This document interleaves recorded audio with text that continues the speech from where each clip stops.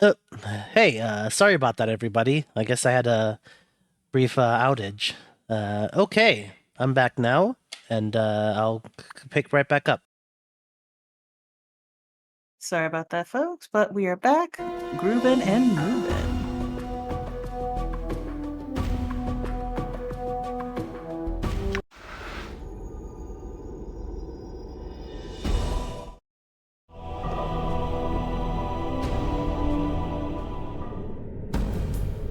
Great power is here.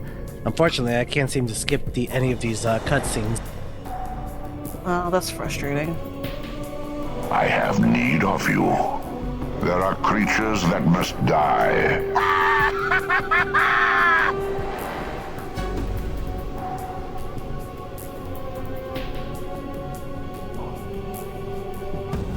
All right.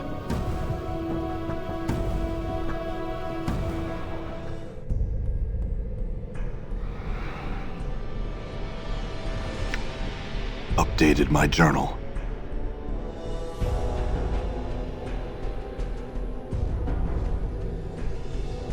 Updated my journal.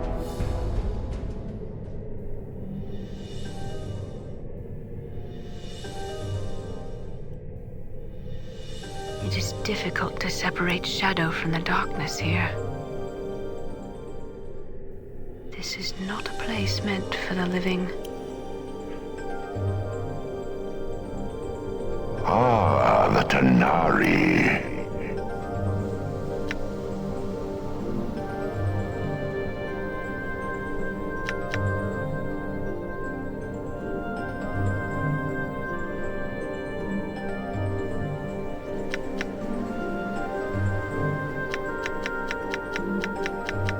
You have done enough harm. Prepare yourself. You are... I can forge planes with my power. I can unmake you.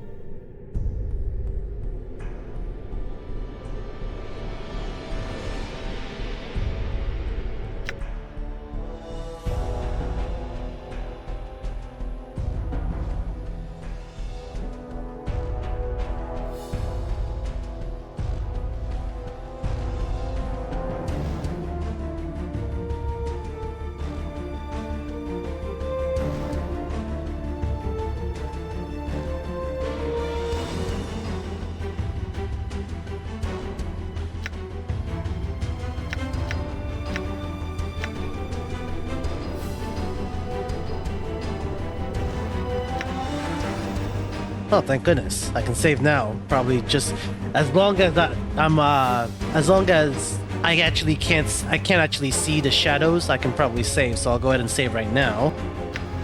Heck yeah! There we go.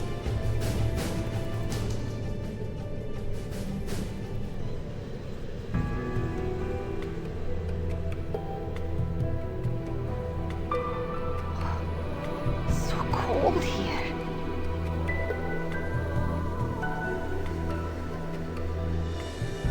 Ah, the Fiendling girl.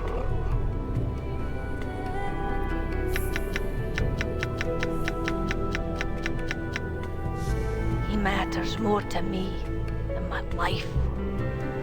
Then die.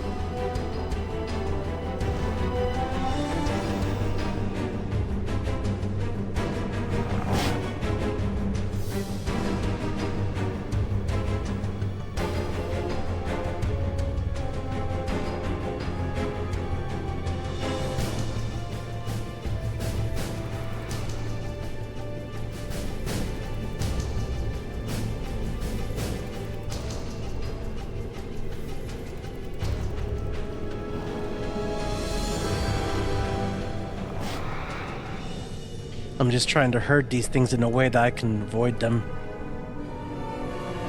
You gotta juke.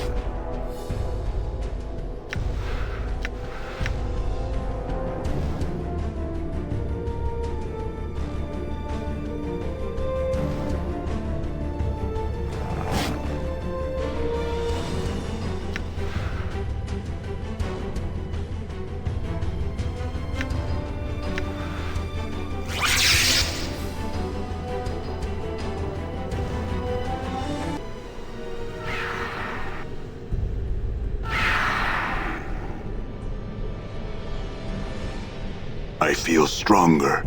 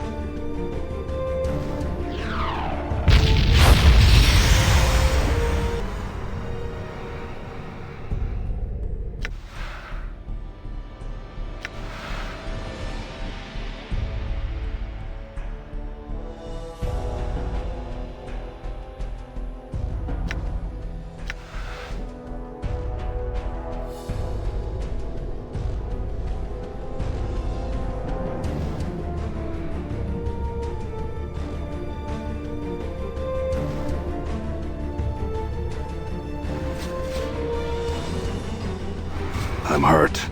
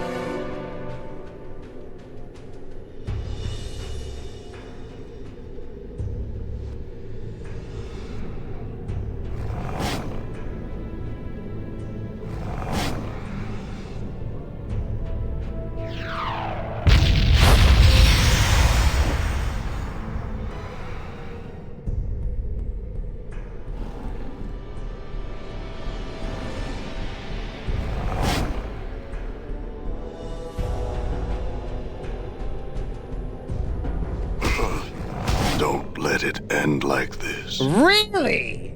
Wow! Okay. That's ridiculous.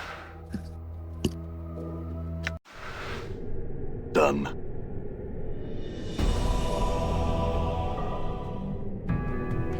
But I did figure out what I needed to do just to I just need to kill that one shadow in order to be able to push through it. So cold here. Let's do it. Oh, after all of this, of course. Ah, the Fiendling girl.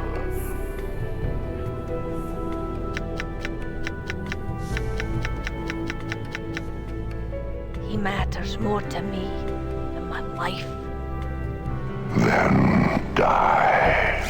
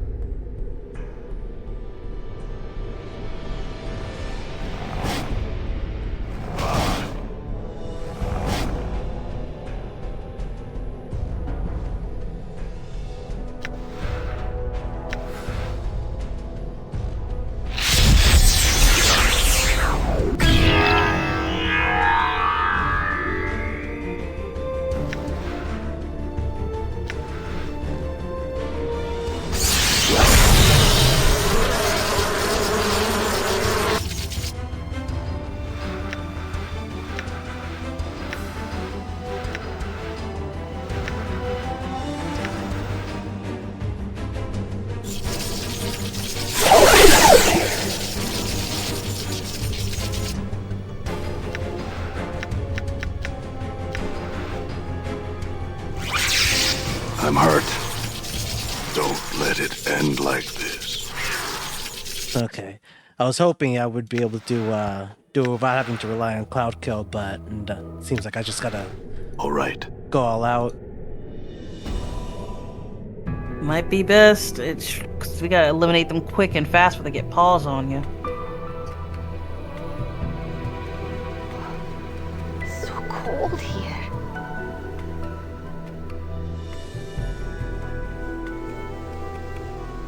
Ah, the fiendling girl.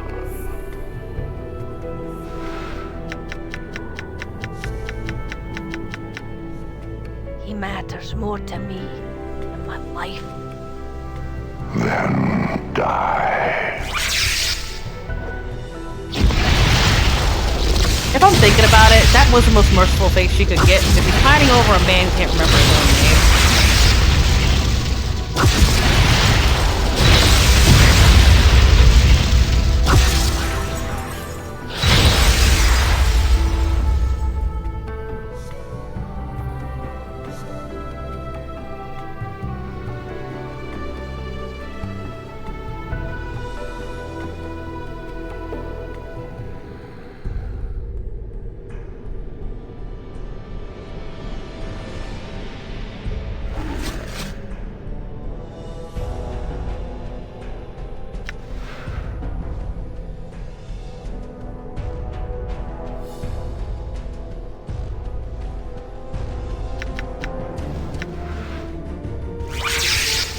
This is it.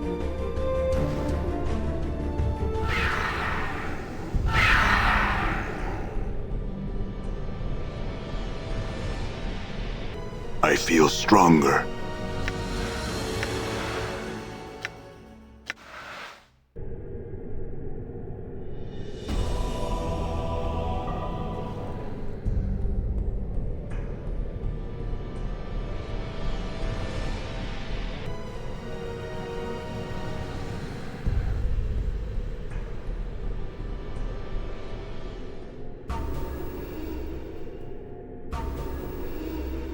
Shadows.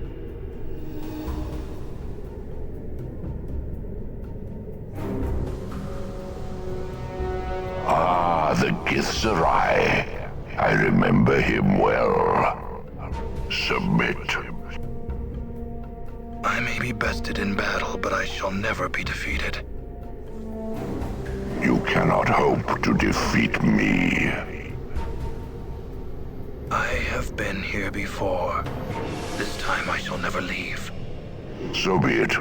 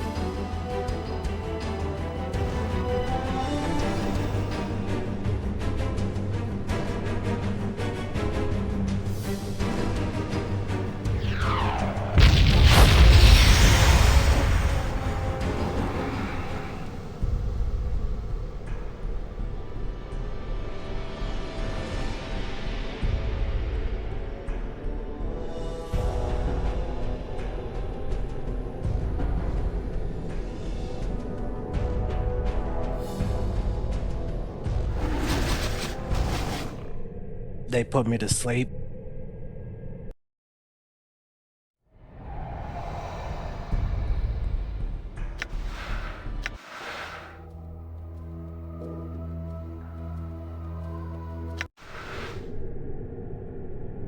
All right.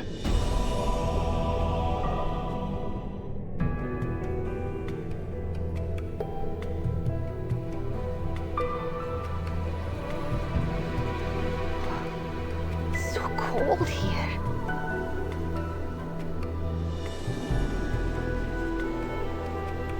Ah, the fiendling girl.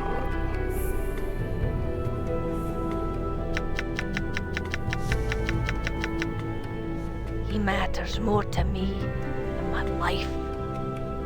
Then die.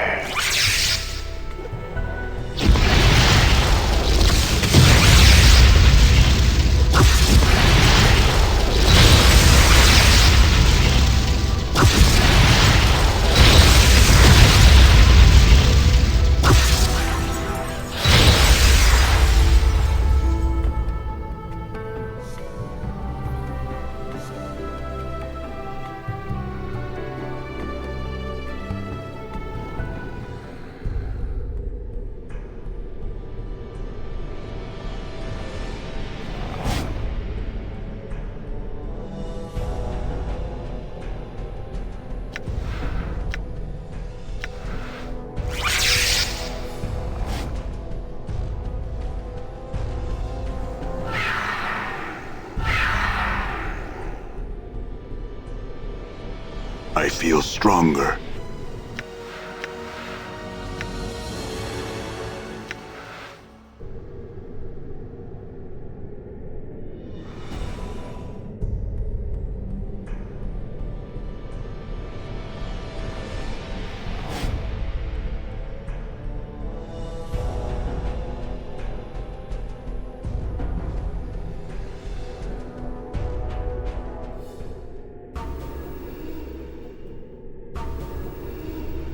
Shadows.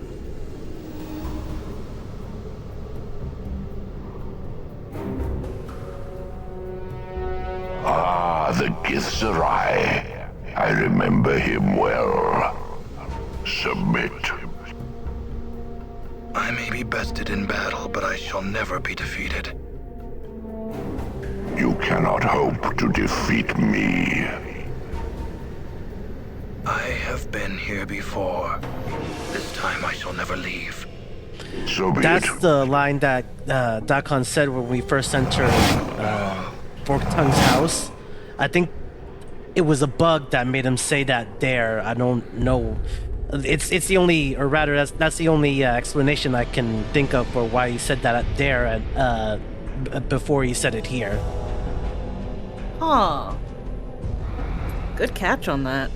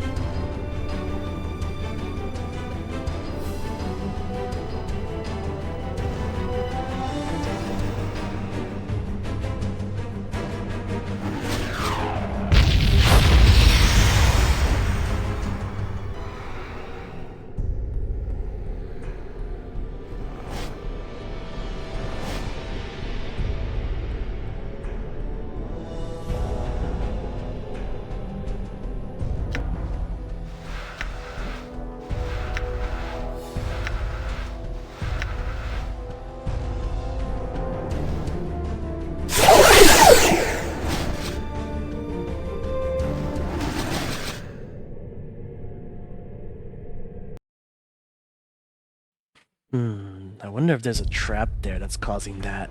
I might have to kill the shadows around there before going there. Might be a good plan. I'm gone.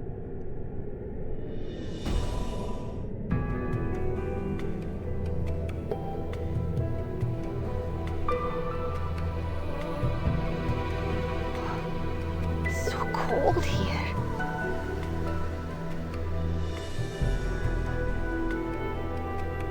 Ah, the fiendling girl.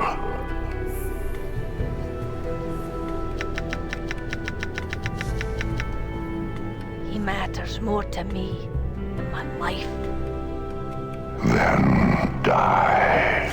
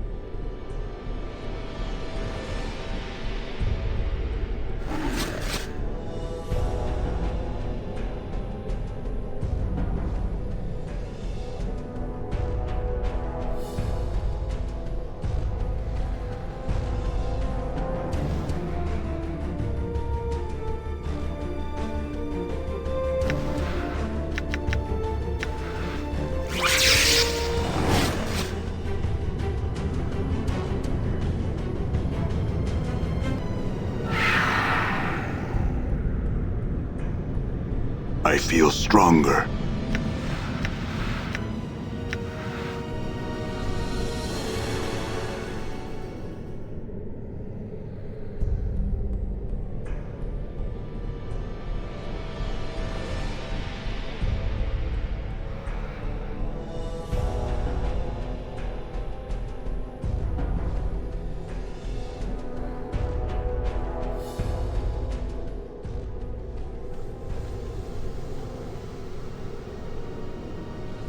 This is some shady business.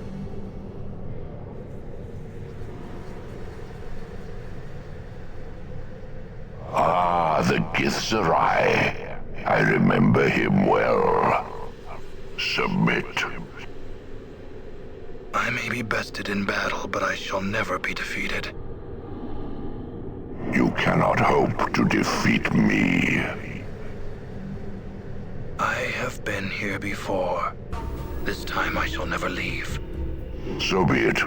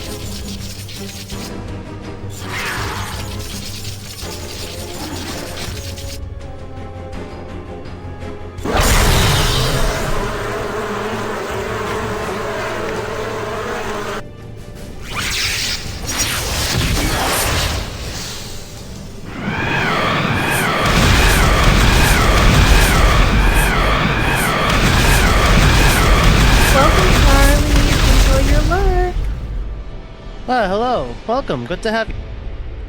I have to read off messages individually to tick here, so just give me a sec. Hi, I'm lurking. Hope everyone is well. Charlie. Okay. Yeah, it's good to have you, Charlie.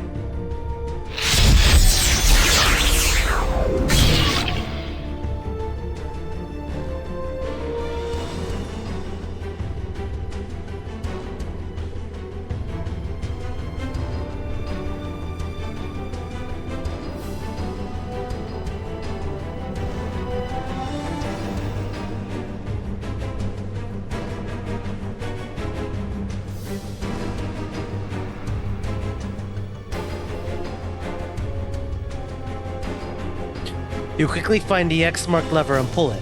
It gives way easily beneath your touch, then disintegrates into mist. You take a deep breath, but unlike the other times, nothing happens. Updated my journal. In the distance, you hear a roaring sound, as if something just opened. And the howling wind is rushing through the vaults. As you try and figure out where the sound is coming from, you suddenly realize you are disintegrating and becoming part of the wind. Now what's happening?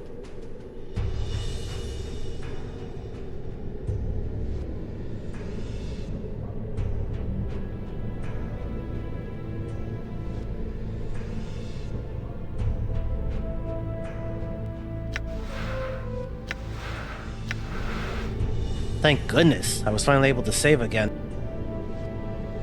Agreed, that was a mess and a half.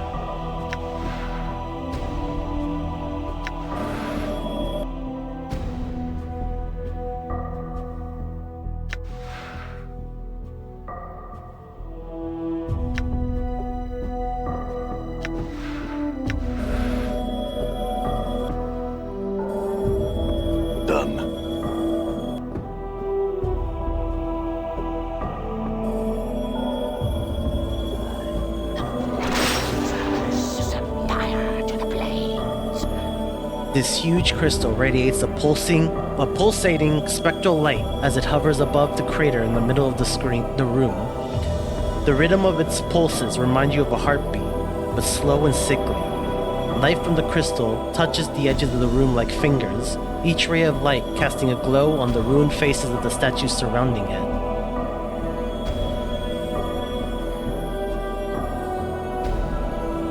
Touch the crystal. As you touch the crystal, there is a flash of heat, an orange-white light, and you whip your hand back. The crystal burns, like the heat from Ignis's flames.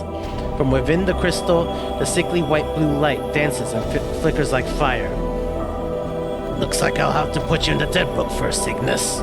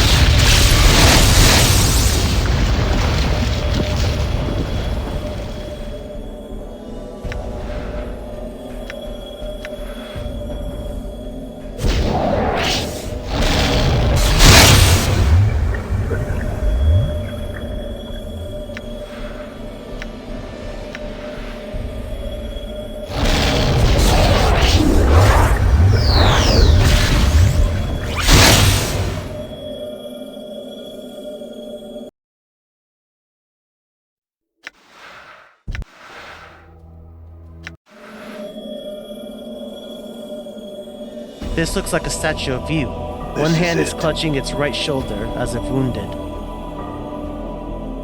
This looks like a statue of you. It's staring at the center of the room with a disdainful expression. This might be a statue of you, but the face is a ruined mass, and you can't be certain.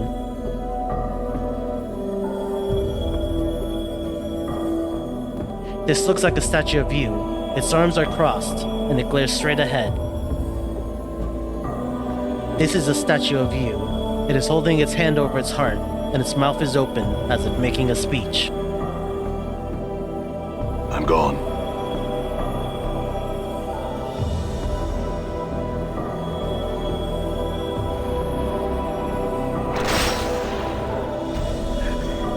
Fire to the plains.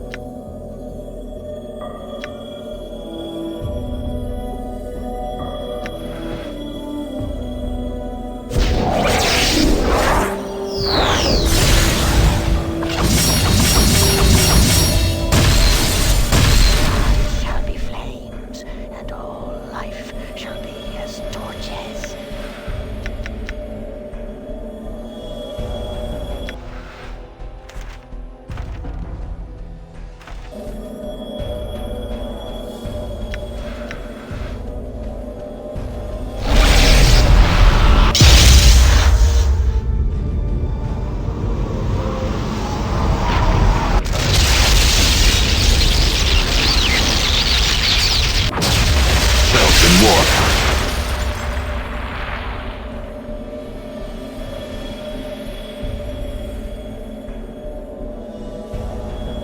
Spell has been warped by plane. Interesting.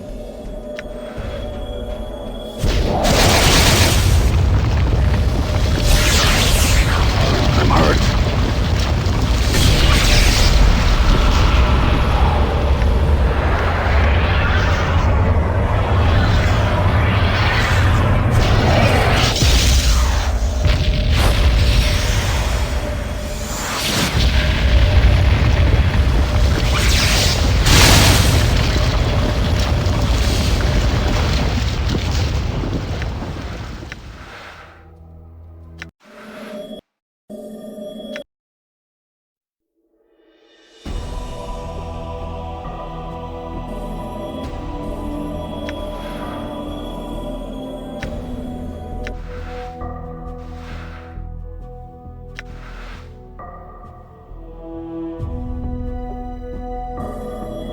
Done. Set fire to the blaze.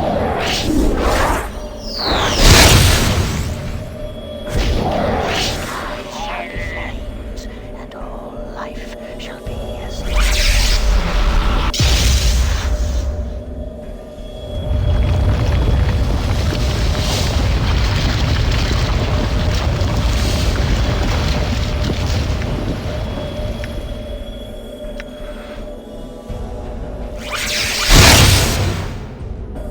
Damn.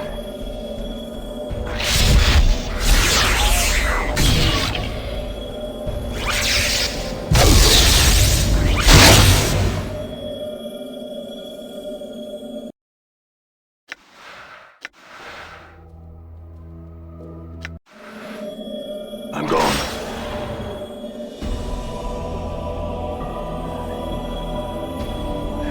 set fire to the blaze.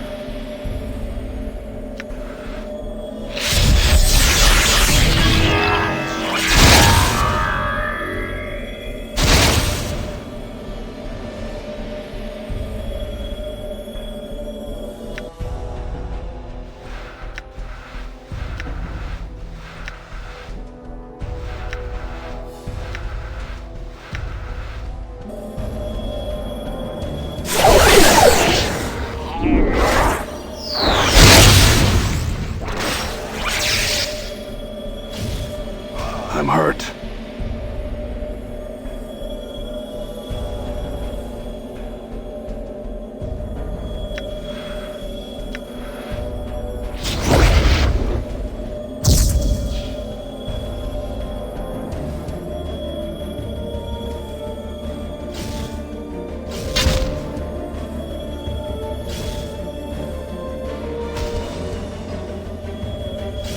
He does not want to go down.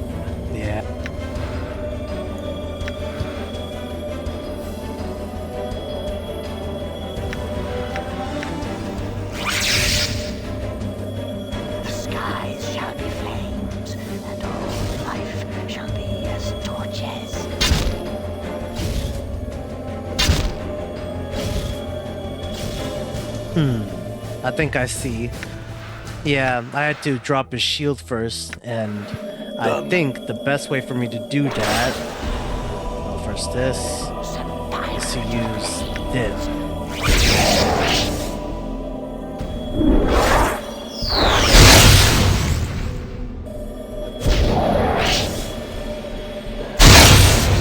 Skies shall be flames, and all life shall be as torches.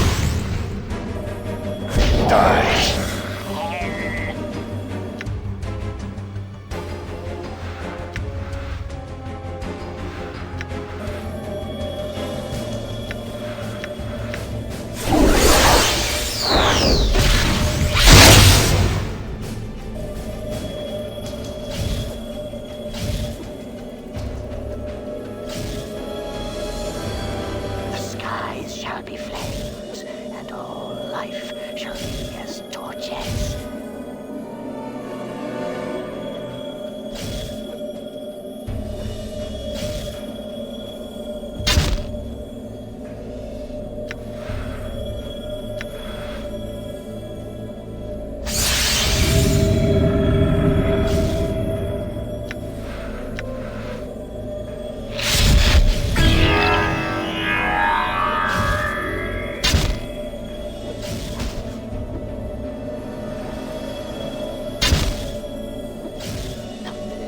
Die.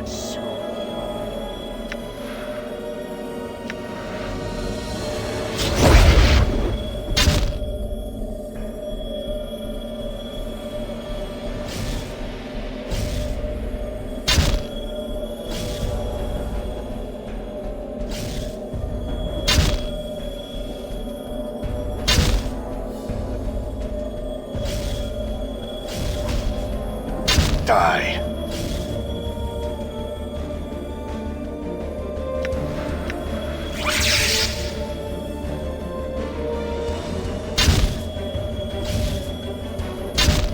The flames will consume you.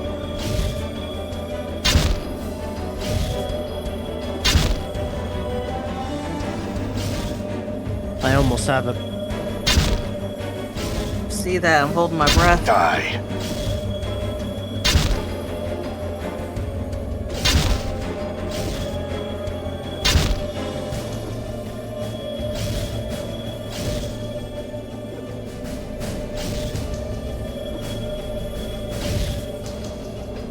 The flames will consume you.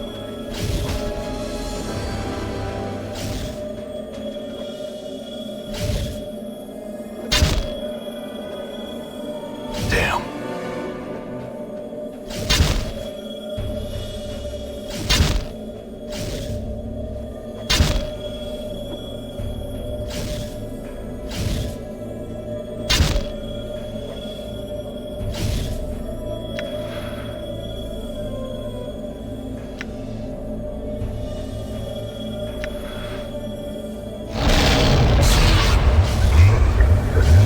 I'm hurt. The skies shall be flames, and all life shall be as torches.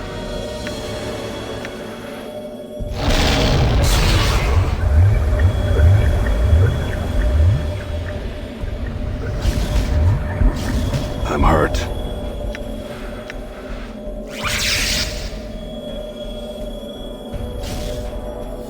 Master, forgive me. Oh, I have betrayed your teaching. Good job.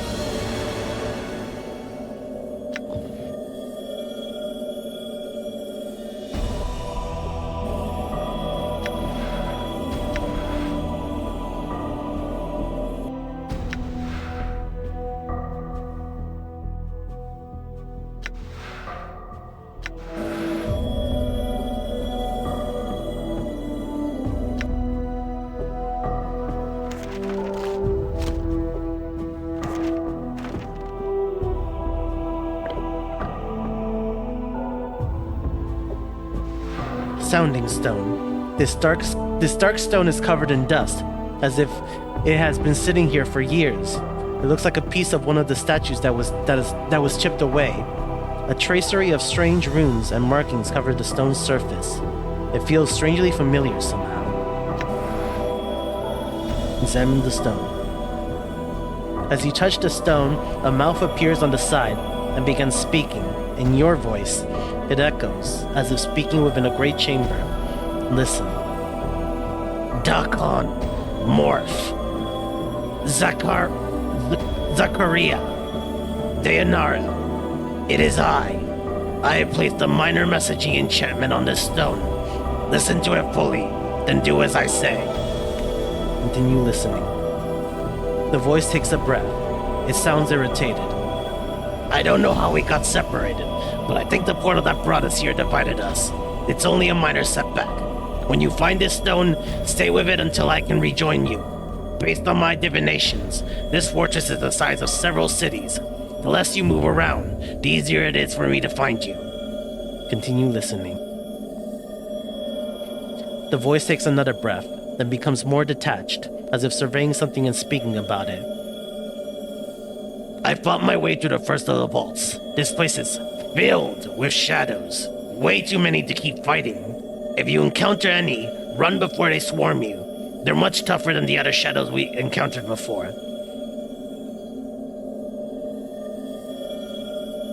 I think the energies of the plane feed them somehow, make them stronger. Continue listening. The voice takes another breath. There were a series of great war relics within the vault that shifted me from place to place. I managed to lure the shadows to each machine, then shift while they swarmed where I had been. It bought me some time enough to escape. Once I had tripped 4 relics, it opened a portal out. The voice pauses, as if something just occurred to the speaker. Continue listening. It strikes me now that the vault I came from might be some strange sort of gatehouse. The relics seem to seal it off from both the inside and the outside of the fortress. Whatever built this place likes keeping the shadows under guard, so they can't run loose. The shadows don't have any substance, so they wouldn't be able to use the machines to escape the vault. I'll have to think about that some more.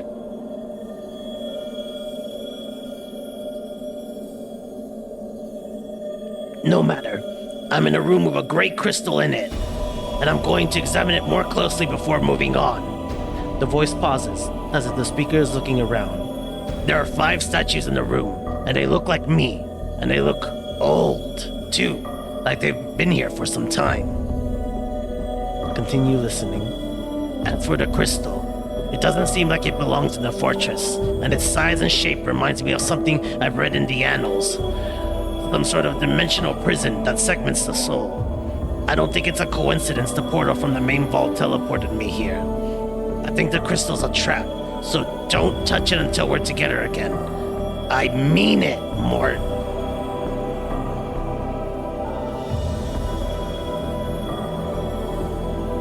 I'm going to try and find you all now. If you find this Reader Stone, do not move from this spot, or I may never find you. I have left some supplies for you in the base of one of the statues. Don't waste them. I don't know how long it's going to take for us to find our enemy and get out, and we may need those supplies later. I'll see you all soon. Let the stone fall silent.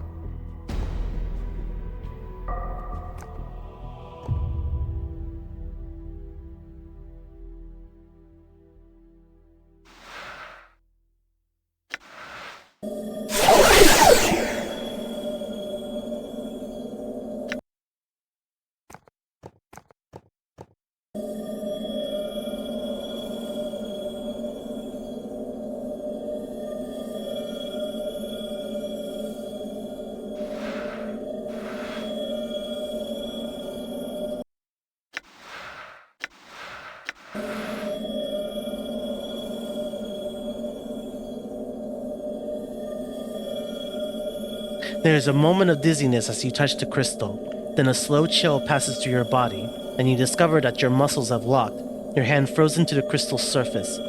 There is a moment of silence, then sharp pains splinter through your body like fractures.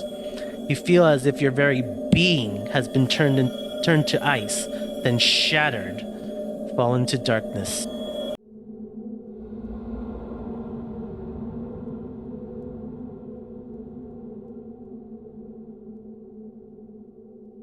Good incarnation. He has awakened. Practical incarnation. Finally. I thought I would die again waiting for him to rise. Paranoid incarnation. Perhaps you will still die. Never forget I watch you, thieves, you killers all three of you. Have a care how you speak to me, you deranged wreck.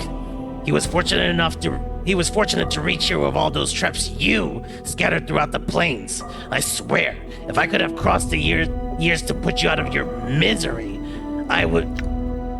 The two of you, be silent. Let us make sure he is all right and save the arguments for later. Who are you all? By the hells, he's lost his memories. Damnation! He's useless to us now. Calm yourself. He's only disoriented. That's where we all give him a moment to get his bearings. You are all thieves, wearing my body, and you will give it back. I am at the limits of my patience with your howling. Be silent, or this arguing avails us nothing. Give him his space. Leave him be. Time is no longer in our favor. I will not stand here and squander another moment while our adversary is no doubt hunting for us. We waited long enough for him to awaken. I will speak to him now.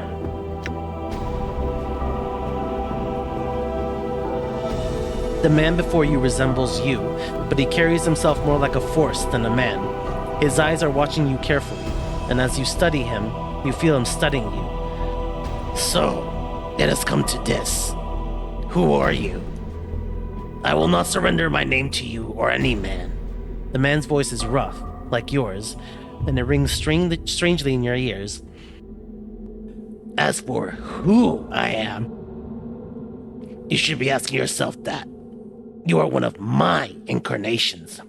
You made it here, with my clues to guide you. We are separate incarnations? How is that possible? The incarnation is silent for a moment, then his expression changes to contempt. If there is anything I have hated about you, it is your countless questions, your desperate fumbling for meaning and answers. The man's voice is like a hatchet, and anger flickers across his features. The time for questions is past. Now you will listen to me. I was the first to breach this fortress, and whatever it is that awaits us here was somehow able to defeat me. It will not best me a second time. You sound as if you intend to fight whatever it is that lurks here.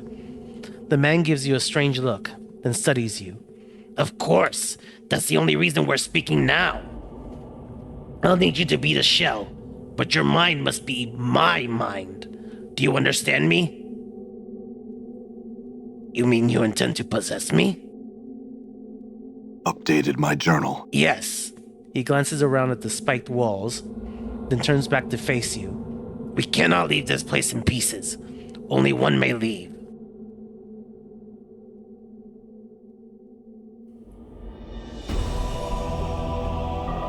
What are you talking about? You must surrender your will to me, your knowledge and skills. Whatever little you've managed to accumulate in your life may prove useful. He sizes you up again. It ultimately will be but a fraction of my power, but it might have its uses.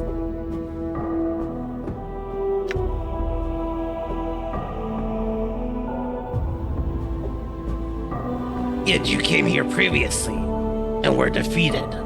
The man frowns. I was taken unawares. and I did not anticipate that my companions would be split from me upon my arrival. What happened after that is confusing. So even if I were to surrender to you, then we could still fail? Unlikely. I'm the only one who possesses the knowledge necessary to succeed. This moment is the culmination of centuries of planning. Many have suffered and died for us to be here. Their sacrifices must not be in vain. The last sentence unnerves you. It is delivered like a speech, and there's no passion behind the words.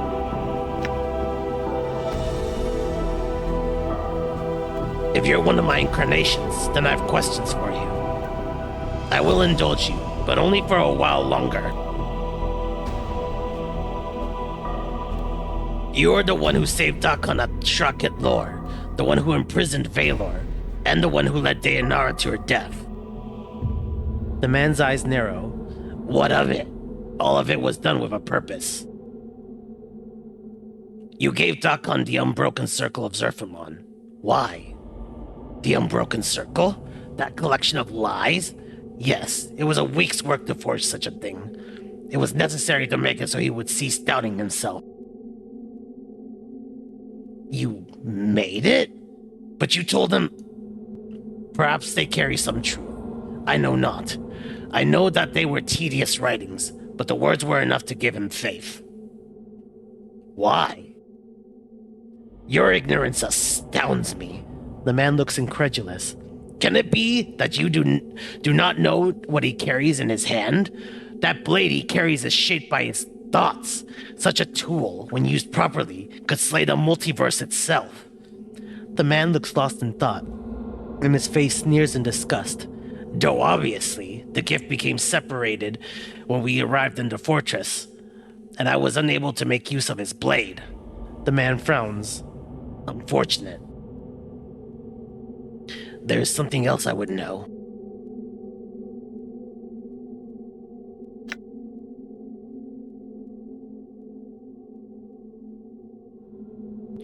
What was the purpose of imprisoning Valor? The man shakes his head, as if weary. Valor was becoming tiresome. He gives a humorless smile.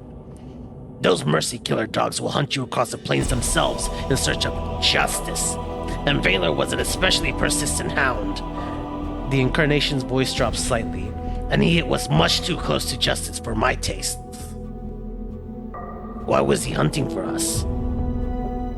Oh, any of countless reasons, some of which lie with me, and others which lie in the hands of other incarnations. He flicks a glance over at the Incarnation who was howling when you first arrived. There have been many lives that have been blackened by incarnations with damaged minds. Some of us have created problems. I believe in solutions. Was he a threat? Oh yes, or else I would have simply killed him. He nods. There is some link between him and justice itself, and that gives him power even over immortals such as us. The man gives a slight smile, especially if our injustices are great, and ours are of the blackest sort. See, there are other things I would know.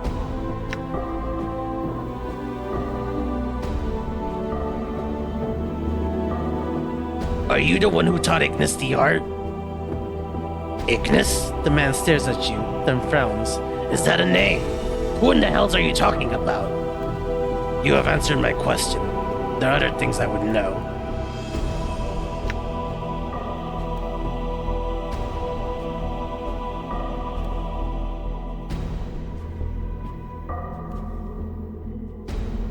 You built that tomb beneath Sigil, didn't you? The one with the traps. I'd almost forgotten. Yes, what a waste that was. The Incarnation seems irritated. Obviously, that didn't work, and it cost a lot of blood and coin, too. Worthless! The second Incarnation breaks into uneven laughter, but it's more gleeful than mad. It was easy to breach that child's trap. I found it and changed it to make it harder. Changed the writings. The first Incarnation frowns at the second. He looks like he is barely restraining himself from attacking the other. Yet another thing you will answer for. He turns back to you. Though I suppose it doesn't matter. It was shortly after the failure of the tomb trap that I decided to carry the battle to our killer, rather than wait for him to show any longer.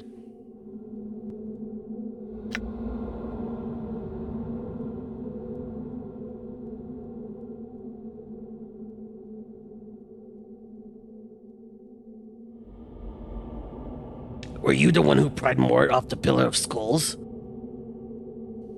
Is Mort still alive? The incarnation stares at it for a moment in disbelief. Then he starts laughing. That Viking skull couldn't be trusted farther than I could throw him, claiming he had information when he didn't. Then I had to go through the torment of prying him off the Pillar of Skulls.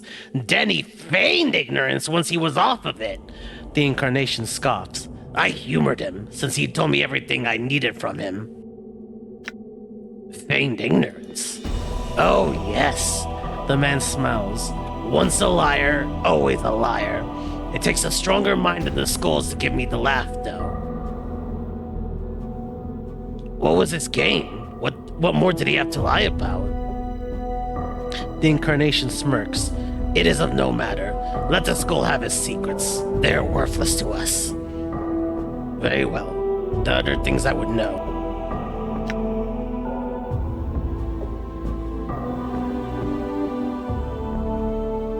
Who are these others?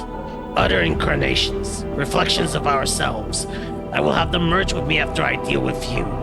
He glances at the hunched incarnation, who was howling when you first arrived. Or kill them if they refuse. It is of no matter. They are not necessary.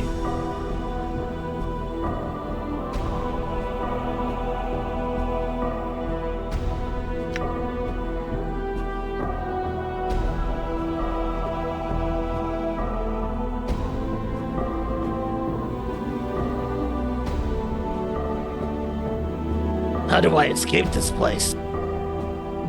You must surrender your will to me, your knowledge and skills. Whatever little you've managed to accumulate in your life may be useful. Sizes you up again, etc., etc.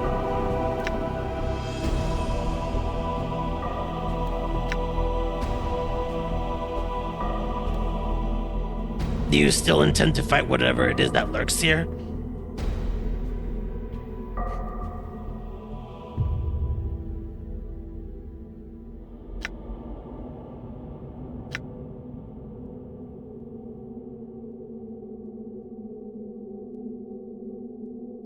Were you responsible for the tattoos on my back?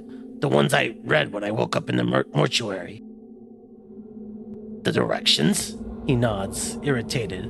Of course I was responsible. I knew there was a chance I might fail here and lose my memories. I wanted future incarnations to benefit from some guidance. So I had the directions stitched on my back. Since such things, like journals, he snarls, as if angry at himself, tend to be lost so easily. The directions were kind of vague, though. Are you a fool? The incarnation looks exasperated. Directions needed to be vague. I couldn't spell out exactly what was happening to us, so I left a signpost. What do you think would have happened if a dustman had read them? Or someone even more barmy? How quickly do you think that we would have been buried alive or cremated? Very well. What about me seeking out Farad, though? Why him? Farad? The incarnation thinks for a moment. Oh, yes. The trash king with all the tough bloods that thought I was easy prey. He smiles slightly, as if recalling a pleasant memory. After only a little bloodletting, I struck a bargain with him. He would see to it that if his men found me, they would take me safely to the mortuary. And, of course, I needed the eyes and hands of his men to scour the catacombs beneath Sigil for me. What for? A sphere. Made of bronze. Ugly. Feels like an egg to the touch. And it smells of rotten custard. Right? Yes. I told Farad it was the only thing that would save his miserable life. What a sniveling little dodger he was. The incarnation smiles at you. You see, the old bastard was destined to end up on this Pillar of Skulls when he died, and he was desperately trying to weasel out of it. So I told him that there was an item beneath Sigil that would save him from his fate, if he could only find it. But it wouldn't save him. It was just something you wanted him to find. Of course it was useless to him. One cannot dodge fate so easily. He looks at you, irritated. However, nothing motivates a man faster than telling him what he seeks will save his soul from eternal damnation. I intended to take it from him after he found it. It's just that searching for it myself would have taken too long. He smiles again. And why should I do it when I could have someone else hunt for me?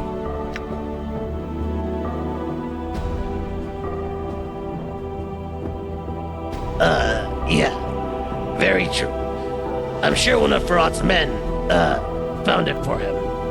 Why was it so important? It was a dead sensory stone. The incarnation is staring through you, as if seeing something far away. Do you know what it contained? He smiles ruefully. It held the last experiences of the first of us, when we were one man, and not a string of incarnations. His voice drops. If there had been some way of unlocking it, I would have been able to see inside his mind and see why this all happened. Yes. The incarnation's face has become somber. It is the answer I've always sought. Why this happened. Why we became immortal. He sighs.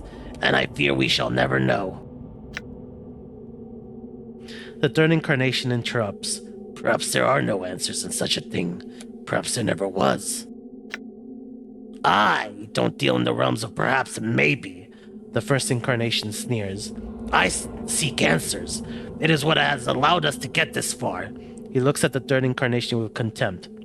If we had left life in your hands, we wouldn't have even a fraction of the truth we now possess. And in that truth lies power. He turns to you. You will realize that when we merge.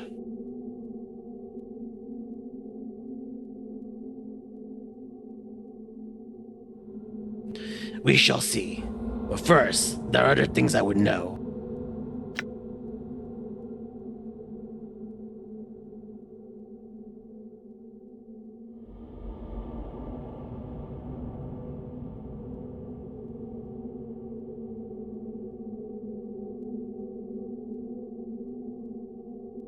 Why did Dayanara have to die?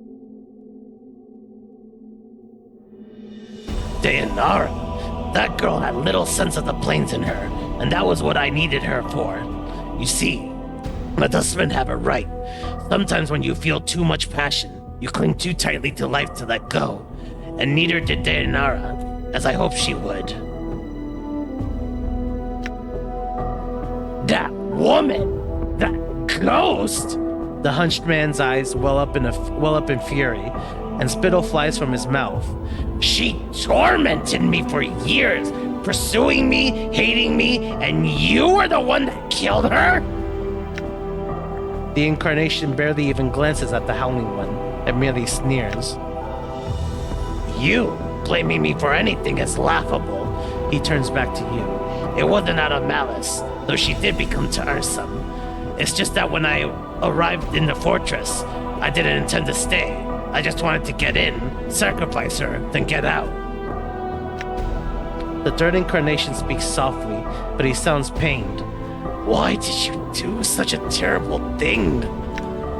I needed someone to be my eyes here on the negative material plane, to serve as a scout to try and find out who my killer was. Only the dead can survive here for long. So Dayanara had to be sacrificed so that she could become something other than she was. A tricky business, but it worked. She helped you, didn't she? You didn't have to kill her. He looks at you silently for a moment, then his sneer returns. And that is why you will be defeated if you confront our killer. It is because you are weak, and you do not see that some things are necessary.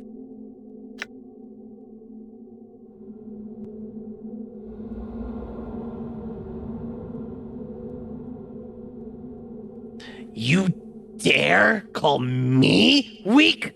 You orchestrated all these grand plans for defeating this invisible enemy, and you got your ass handed to you anyway. And some poor girl was murdered because of it. Maybe if you'd done your job the first time you were here, this wouldn't even be a problem. You dare lecture me? Women have always walked our path with us, whether they are Nara or Ravel or any other woman, and they have suffered, and it was always their choice. Dayanara would have died for me if I'd asked her to. There was no crime. I've heard enough. We shall speak more later.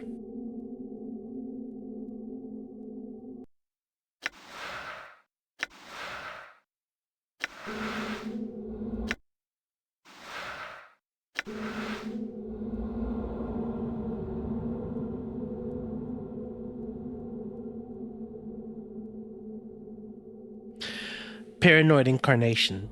The man before you resembles you, but his back is hunched, as if he is perpetually afraid of being struck. He is watching you warily, and he hisses at you as you approach, his hands clenching, as if wanting to strangle you.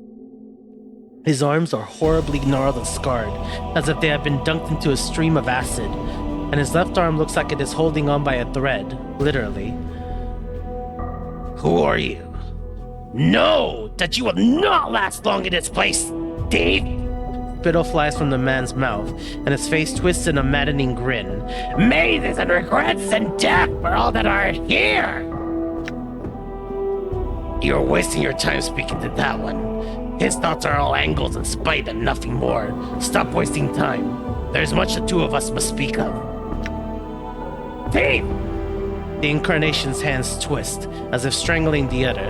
I will feel the bones of your neck snap beneath my fingers. Take my body back. He turns to you. Thief!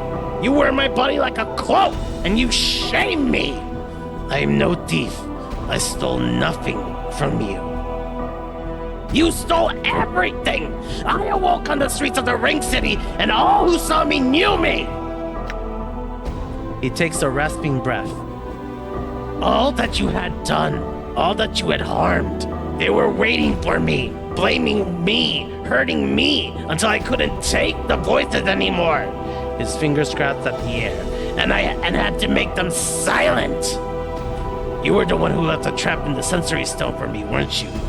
And the dodecahedron journal with the traps. He affixes you with a wary eye. It seems just looking at you is making him uncomfortable.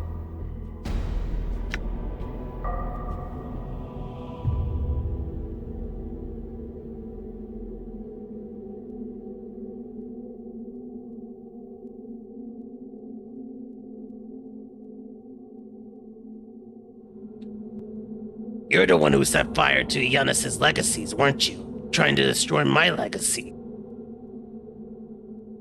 I burned the false papers, yes. More lies. Lies about my false lives. There are other things I would know.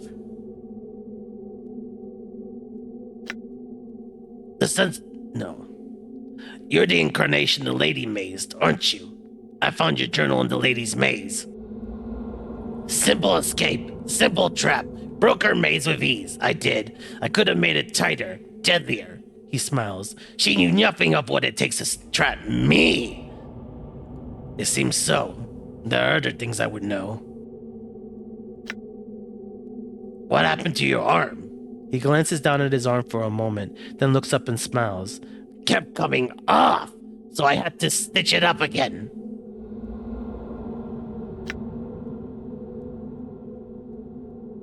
Do you know how I can leave this place?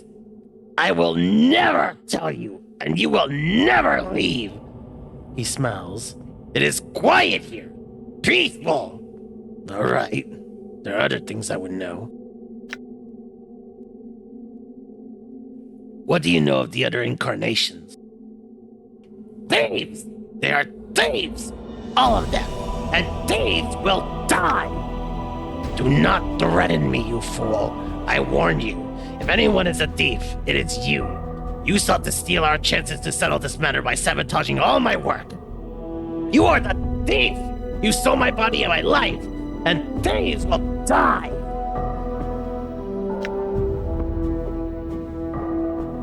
Language of the Uyo. Let us speak in private, just the two of us. As you speak the language of the Uyo, the incarnation's eyes widen, and he stares at you. After a moment of silence, he replies in the same language. Only I know the language of the Uyo. How do you know it? You are correct. You are the only one who knows the language of the Uyo. So if I know the language of the Uyo, I must be you. He is silent, staring at you. It is these others who are not you. For they do not know the language of the Uyo. He nods, slowly. I hear you. This place confuses one's perceptions. We are both you, and now we must become as one. He looks frightened. To your surprise, he reverts to normal speech, and all the inflections to his voice are gone. It is calm, level, and much like your own. I no longer wish to live like this.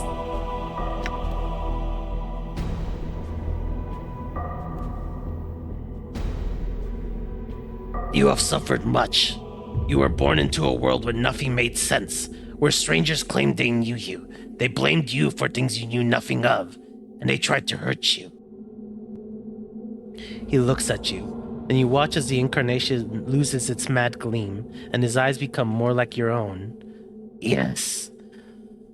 I will protect you now. You will know peace.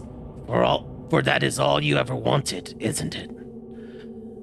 The incarnation relaxes at your words, his eyes dimming as he locks gazes with you. There is the faintest of whispers, and he falls to the black stones. With his collapse, you feel a crawling sensation in the back of your skull. And there is a flood of memories, and strength, and emotions, and you steady yourself, dizzy for a moment. Then your vision clears, and you are yourself once more. Farewell.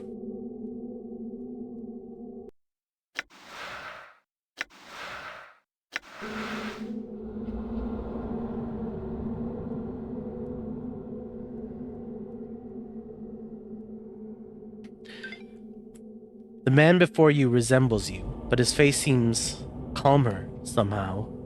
He gives you a slight smile as you approach, and he nods as if in approval. Are you alright? Who are you? Have we ever had a name? Or was it just the first of us? The man chuckles softly. Know that I am your ally in this. I, like these others, have died my death in your mind. And this figment is all that remains. But who are you? His smile fades, and he looks at you with concern. This must be disorienting for you. Let me try and explain. I am one of your incarnations. I was once lost. Now I am here again. How is that possible? I do not know. Whatever you touched within the fortress brought pieces of yourself to the surface. He pauses for a moment, thinking. One of the others may know the means of how this came to be, but it is beyond me. If you are a part of me, there are things I must know. Ask. I have had countless lives. Why are there only 3 incarnations here? I do not know. Perhaps you were the 3 pieces that were somehow still present in your mind. Present? I do not know for sure, but I would guess that when we die, traces of the former personality may remain in your mind. And I know that sometimes we may make ourselves felt. When you are about to place yourself in danger, or were close to a realization, for example, I found that I could stir, help prod you in the right direction. So you were that crawling sensation I kept feeling in the back of my skull? I would be at a loss to describe how it felt to you, but it is possible, yes. There is something else I would know.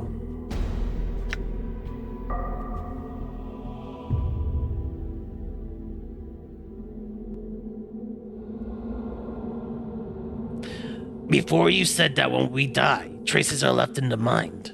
That's what caused you all to merge, right? My understanding may not be complete, but yes, that seems to be the case. And we may make ourselves felt in small ways. So, is it possible that the first of us, the real one of us, before all the incarnations, might still be buried somewhere in my mind? The expression in the incarnation's face flickers for just a moment, but it is like a window, and you suddenly realize who it is you are speaking to. You were the first of us. The incarnation's eyes take on a haunted look, and his gaze turns away from yours. I know what you are thinking, but it is not the case. You think that knowing the mind of the first of us will somehow help you here, in this place. It will not. But why? I have so many questions that you can answer. Why did we become immortal? Why? Because if we die, truly die, the incarnation looks up at you, and his eyes are like steel. Death's kingdom will not be paradise, not for us. If you spoke to these others that were here, know that a fraction of the evil of their lives is but a drop of water compared to the evil of mine. That life, that one life, even without the thousands of others, has given a seat in the lower planes for eternity. But you seem so much calmer, more well-intentioned. I became that way, yes, because for me, his voice takes on a strange echo. It is regret that may change the nature of a man. He sighs, but it was too late. I was already damned. I found that changing my nature was not enough. I needed more time, and I needed more life. So I came to the greatest of the Grey Sisters and asked her for a boon, to try and help me live long enough to rectify all the damage I had done, to make me immortal. And Revel did. But when she first tested your immortality and killed you, you forgot everything. Everything. He looks broken, and the planes have been dying ever since. The crime is great, and the blame is mine. There's so many questions I have for you. Who are you? What was your life like? Who? The incarnation shakes his head, cutting you off. When I become no more, when I merge with you, you will have the answers you seek. It may take some time to sort them out, but they are there. He smiles ruefully. It is difficult to communicate a life with words. Very well then. We shall become as one. Are you ready? One last thing. Just this. The incarnation pauses for a moment, searching your features.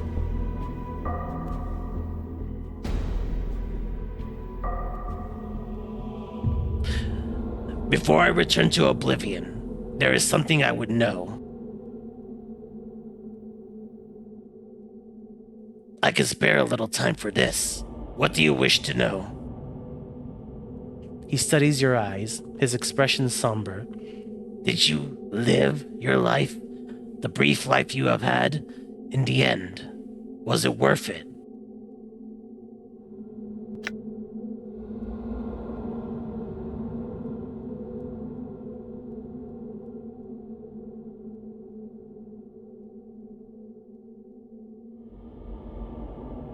It seems so short. What little I experienced, I enjoyed, and I do not wish to forget it. He nods, and for a moment you think he's going to say something, but then he collapses, the life running out of him and into yours. As he falls into the black stones, you feel a crawling sensation in the back of your skull, making you shiver, and you know the incarnation is no more. Farewell.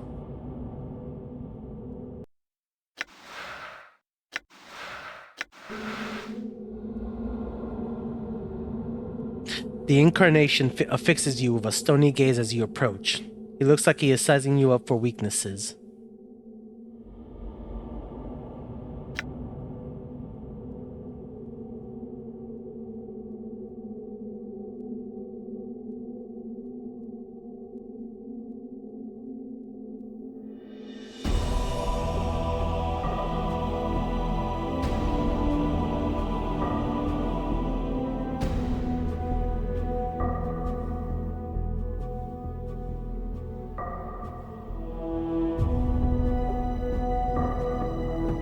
Who were those other versions of us? They were other incarnations, reflections of ourselves. I wanted them to merge with me, but it is no matter. They are unnecessary.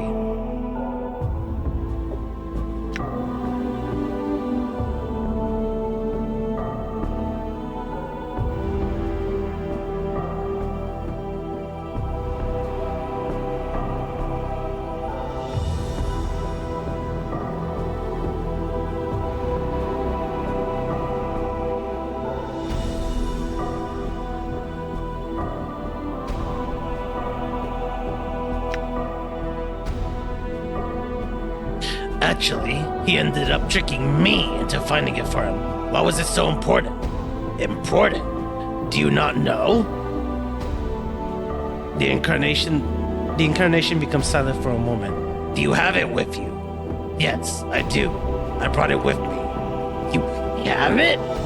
The incarnation's eyes flare. Then your life had some use after all. You watch his eyes flicker, as if thinking, calculating. When we merge, I will see about finding a means to unlock it. Perhaps all is not lost.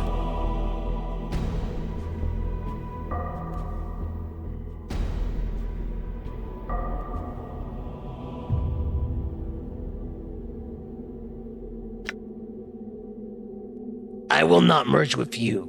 You will merge with me. The man looks at you, then smiles incredulously. I surrender to no man. It is you who will be absorbed by me. I doubt it. Do you intend to fight me on this? The man seems more amused than anything else. You are no match for me. There's little point in resisting. Try me. So be it then. His eyes become gray like mist, and he gives a slight smile, as if in anticipation. We shall see what your mind has in store. Your lock gazes with him. His eyes are like stones, and they start to drag you down. Locke gazes with him. Try and force him to merge with you. As you swim in the corridors of his mind, the first emotion you encounter is surprise, and his eyes widen. He is not absorbing you. Your will is stronger, and it is consuming him. You feel him desperately trying to pull back, but he cannot. He is too weak, and your will blocks his retreat while drawing him deeper into your subconsciousness. This is the last time we shall ever speak. Return to death, where you belong. He looks incredulous for a moment, then he disintegrates, and you feel a rush of knowledge pouring through you, fighting to the surface. It's almost too much to absorb at once, and you find yourself disoriented. So much knowledge, so many experiences that... And as quickly as it occurred, the rush subsides, and you steady yourself. The bits of knowledge swirl about in your mind, and you will make sense of them later. One piece of knowledge is important, that the incarnation did not know how to leave this place. He lied to trick you into surrendering. Damn it. I feel stronger.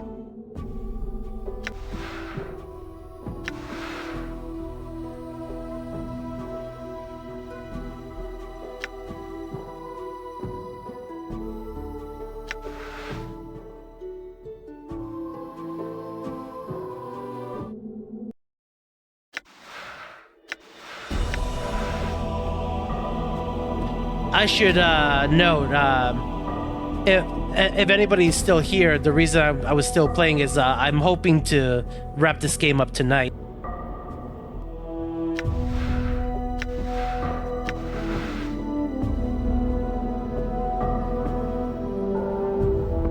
Nothing wrong with that. We're all here for you. All right. Okay. This slab of black rock looks as if it was grown from the floor itself.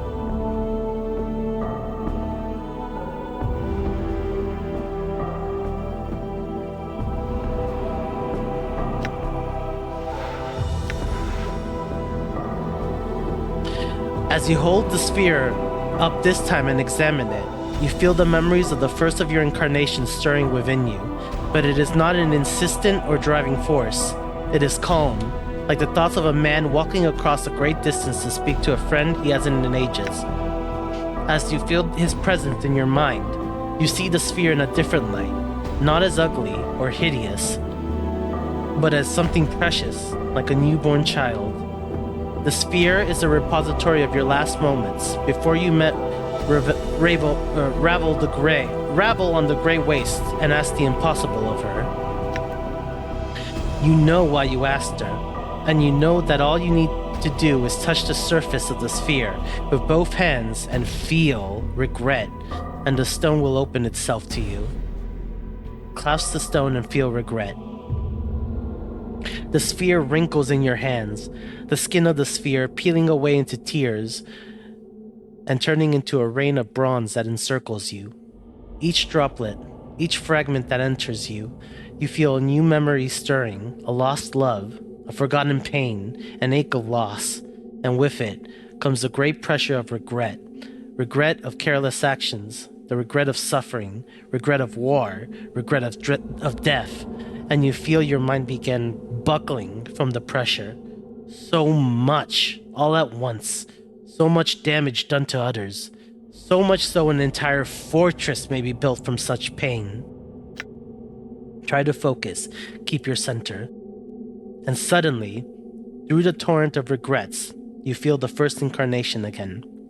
His hand, invisible and weightless, is upon your shoulder, steadying you. He doesn't speak, but with his touch, you suddenly remember your name. And it is such a simple thing, not at all what you thought it might be, and you feel yourself suddenly comforted in knowing your name, your true name. You know that you have gained back perhaps the most important part of yourself. In knowing your name, you know yourself, and you know now there is very little you cannot do. The first incarnation's hand is gone from your shoulder, and he is watching you with a slight smile. That was my name all along? But if I was... The first incarnation holds his finger to his lips, silencing you. He nods at the symbol at your arm, as if indicating you should make use of it. Examine your arm. The symbol of torment, seems brittle somehow, as if it is only barely holding itself to your skin. Unconsciously, you reach out and peel it from your arm. It gives way with a slight resistance, like pulling off a scab. As you hold the symbol, you know you can harness its power. It no longer rules you. I no longer wear the symbol. Does that mean? As you get halfway through your question, you realize there is a heavy silence within your mind. You can no longer feel the presence of the first incarnation within you. Take the symbol of torment. I feel stronger.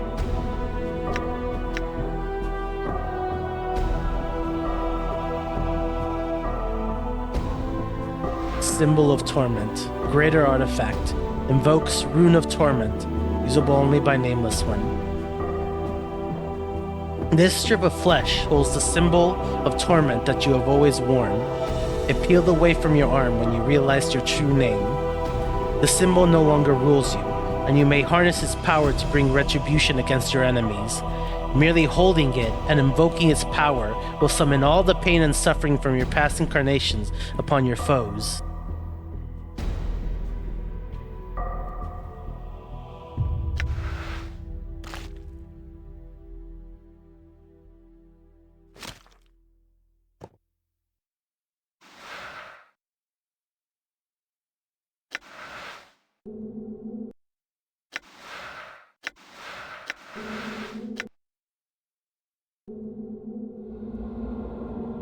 Before you is the ghostly form of Dayanara.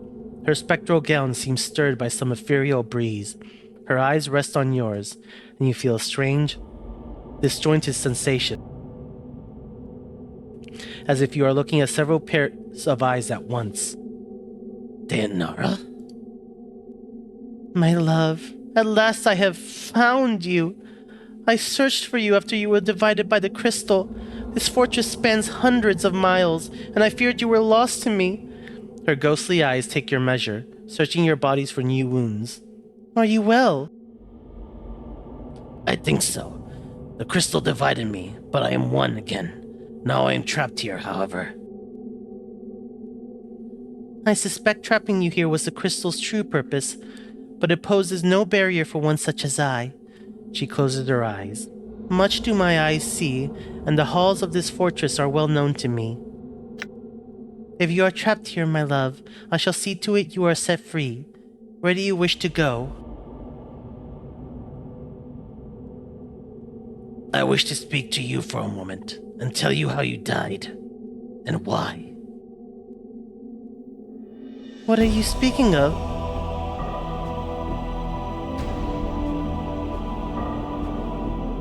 Truth. When I brought you to this fortress, it was my intention that you die here. I needed someone to remain behind so that they would serve as a link to this place.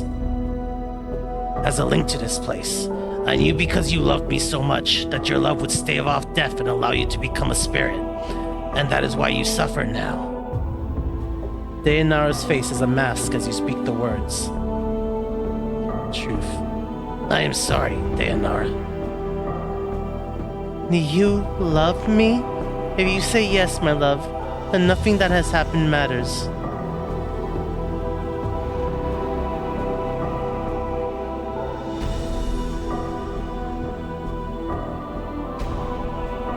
Truth. Though I did not know you at first, I have come to love you. Your suffering has become mine, and I have found that I will do what I can to help you. Then I will aid you, my love. Tell me how I can help you, and I shall do it. I am trapped here. Can you help me escape?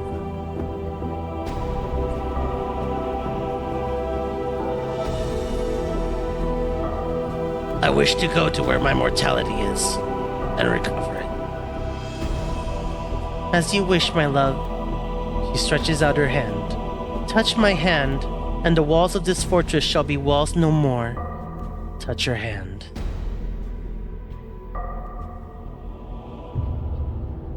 I forgive what you have done.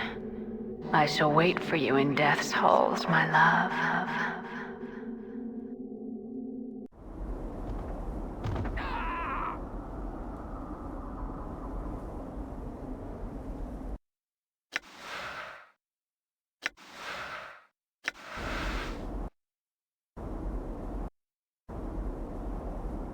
Done.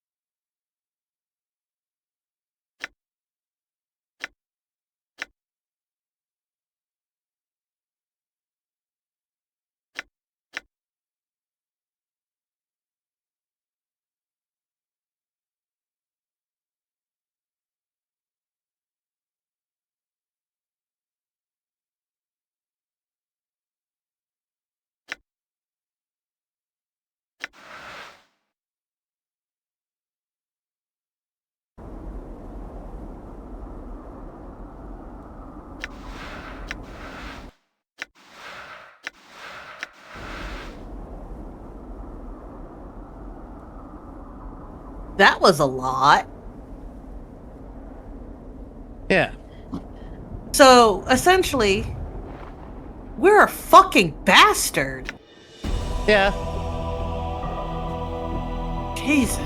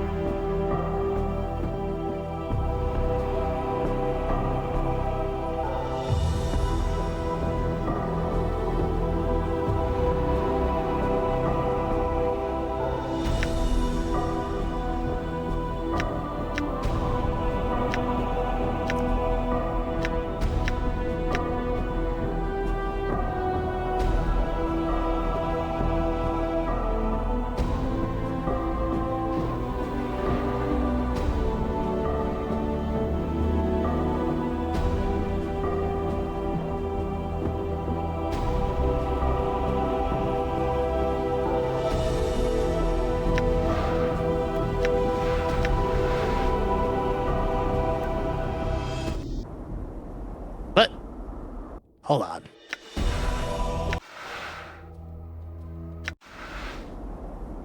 Done.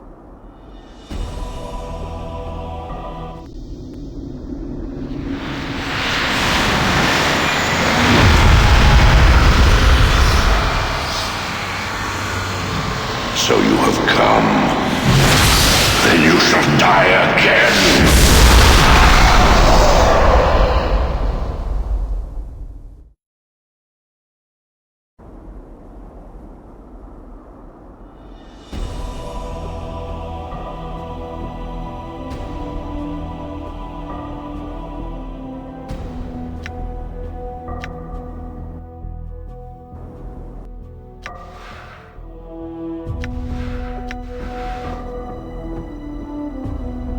So you have come. You are unwelcome here, Broken One. What have you done to my friends?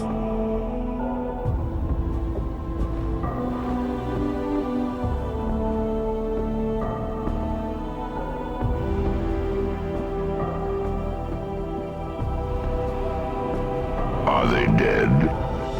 Yes. Unlike you, they have but one life. And they wasted it for your sake.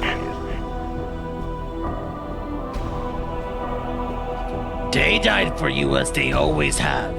Such is the way of all mortal things. It is the fate of all that follow you, Broken One. You have forgotten much. Why did you do it? They tried to harm me. Here, of all places. I defended myself. In so doing, mortality claimed them. Their deaths were by their own hand. I gave them the opportunity to depart this place, but they seemed determined to help you, despite the cost to themselves. So you killed them. The tiefling girl was especially fierce in your defense. Her feelings for you burned brighter than Elysium's fires. And the Tanari, she was quite strong. Her tolerance for pain would have shamed the Batezu themselves. I took no pleasure in their deaths. Then why did you do it? It was not my will. It was not I that brought them here. All of them had a choice, and they chose to die for you. It has always been the way of all that follow you, for they are tormented souls, seeking a release, but they know not why. You have forgotten this, and you shall again. I know you for what you are. You are my mortality. Your armor, it is twisted like tree branches. Such things speak of Ravel's magics. Yes, I am that which was split from you by the hag's power.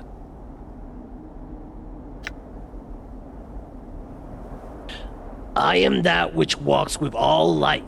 My voice is a death rattle, a last breath in the throat, the whisper of a dying man. I have been freed from the prison of your flesh. Freed from me? The moment I was split from your cancerous shell, I knew life. I knew freedom. I shall not surrender it to you. We were not meant to be separated. The planes have suffered because of our separation. You know nothing of meaning and separation. Before your memory dies again, know that we were never meant to be as one. This shall be the last time you and I speak, Broken One.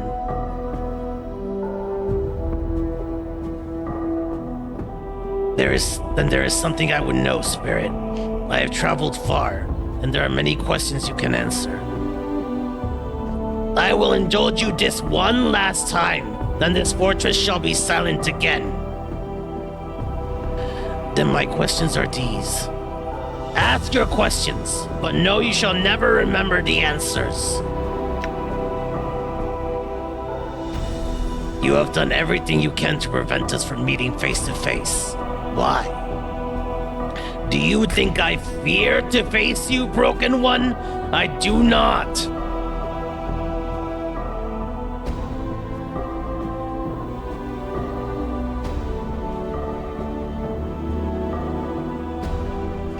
An iron golem, forged from the weapons of war, told me this once. When one kills from a distance and does not show himself, it speaks of weakness. It is how a coward fights. My energies are needed to sustain this place, Broken One, else it would be my hand on your throat with each of your deaths. I may not travel beyond these fortress walls for long.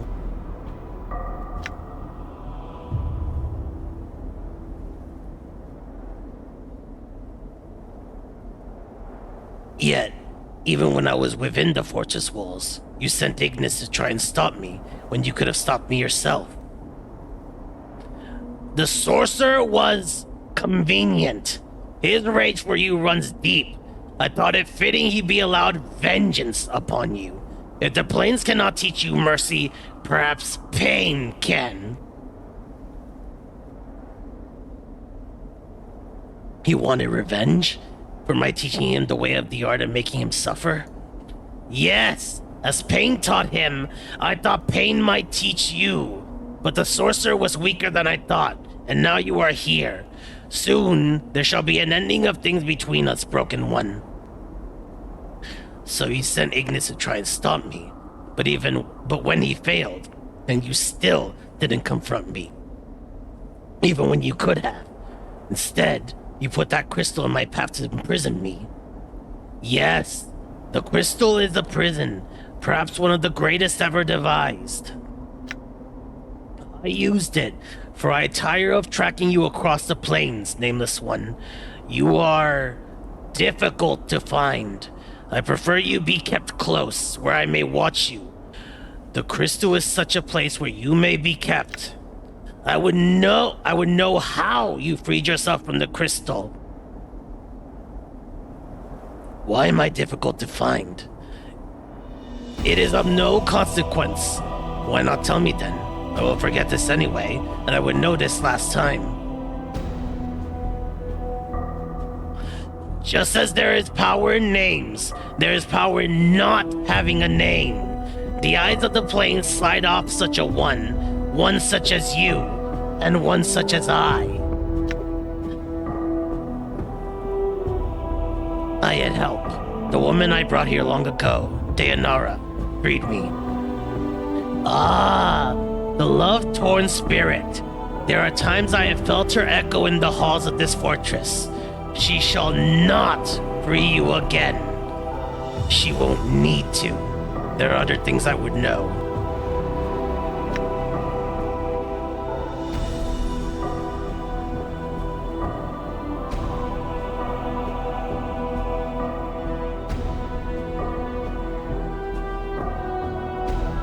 Why did you send Ignis after me when you knew he could kill me? You cannot die. Well, if I cannot die, then you can't exist. You're my immortality. Perhaps once, no longer. I have changed. I have transcended and become something greater.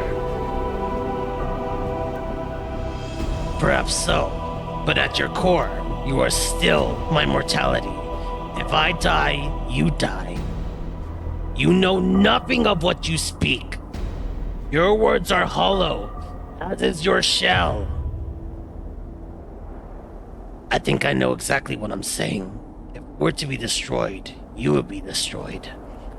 You listen, but you do not hear. Know that you cannot die. Actually, I can. Now, I had a golem forge a weapon that can kill even me. All I needed was to be brought to a place cut off from the rest of the plane so my immortality could not draw upon other lives. And here I am. You lie! Hold up blade. Do I? Look upon this blade. See its nature.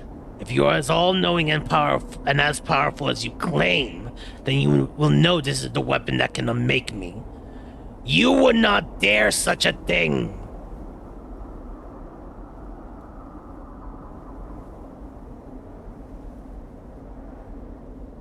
You know I would.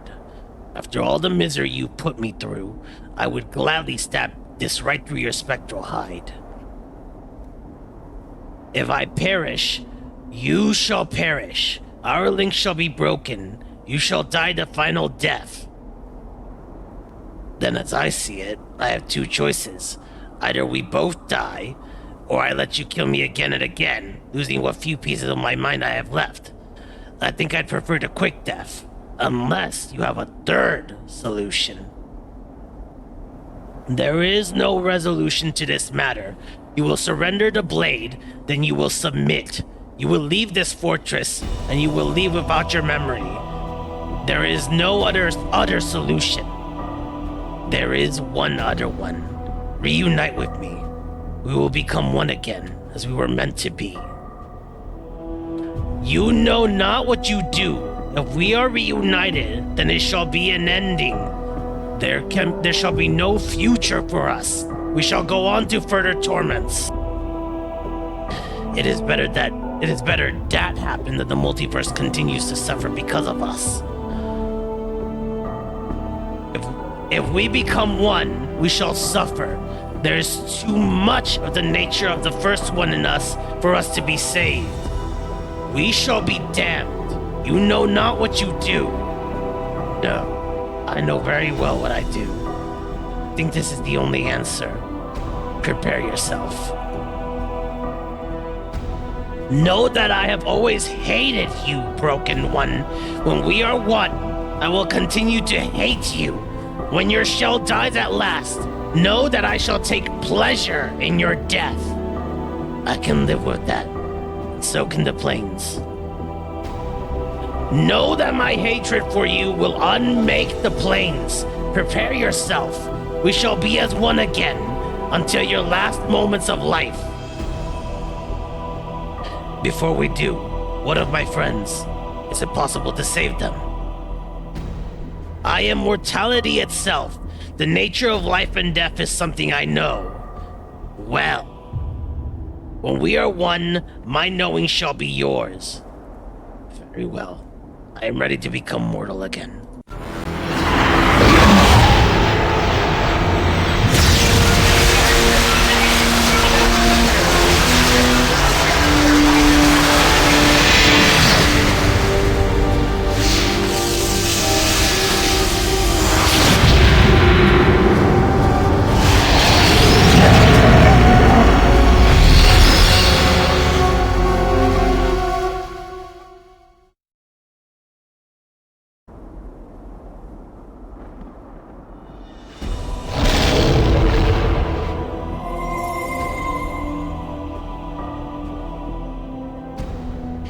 As you reach out with your power, Mort suddenly floats into the air. Hold up, Chief. You don't need to resurrect me. I was just, kind of lying here, listening to you two. You were feigning death.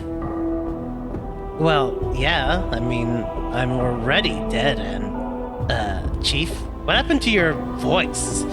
I'm something else now. Time runs short, and soon time and fate will catch up with me. I will return you the sigil, Mort, if you wish it. Return me? What about you? Come on, Chief. I may be a coward, but there's no way I'm leaving you in this place. Many are the crimes that were committed when my mortality and I were split. These crimes carry a price. You may not go where I will soon be. Well, I could go with you anyway, Chief, if you wanted me to. We've been through work. Not this time. Perhaps one day you and I will meet again on another plane, but not now. Not to get all misty-eyed, but, it's been a pleasure, Chief. Mort stares at you for a moment, then sighs. Farewell, Mort.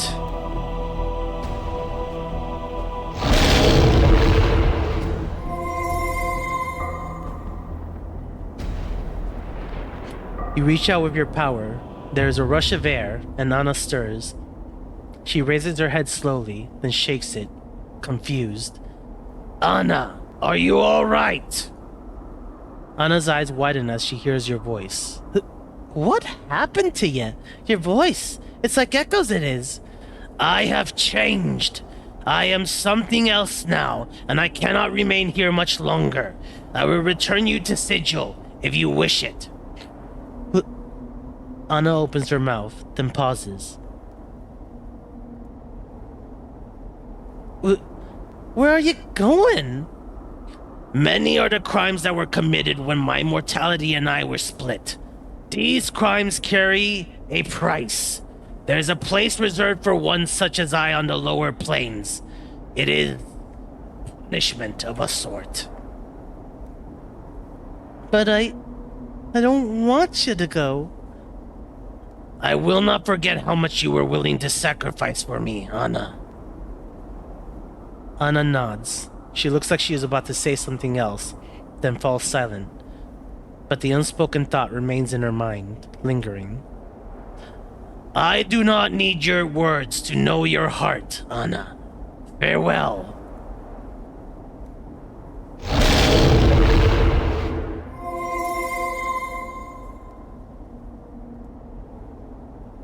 As your power touches him, Dakon takes a staggered breath, then looks up weakly.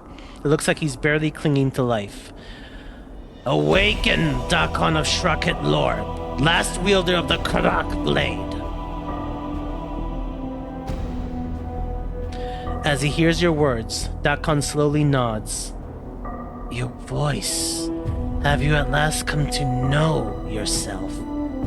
Yes, it was a difficult thing, and it cost many lifetimes. Many suffered so that I might know myself again. The knowing of oneself is a difficult path. In knowing it, I know where I shall soon be bound. Time and fate come here even as we speak, and I will not be here much longer. I will return you to Sigil, Dakon, if you wish.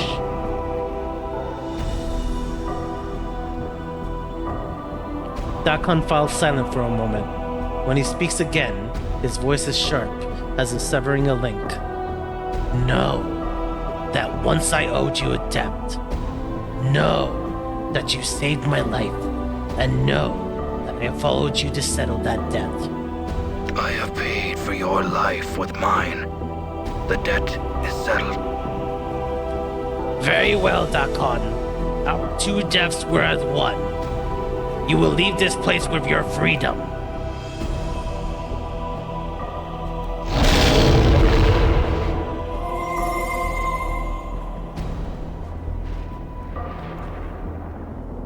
As your power touches Fall from Grace, she raises dizzily to her feet. Even disoriented, she somehow manages to maintain her composure. Fall from Grace! Fall from Grace looks up, and she holds your eyes for a moment. Then she smiles, but it is a slight smile that carries more sadness than anything else. Your voice. So you have found yourself at last. Yes. The price was high. The cost was many lifetimes, mine and others. The price of such a thing is seldom measured in copper. Fall from Grace studies your features. Are you still... I am still the one you know. But my perspective has changed.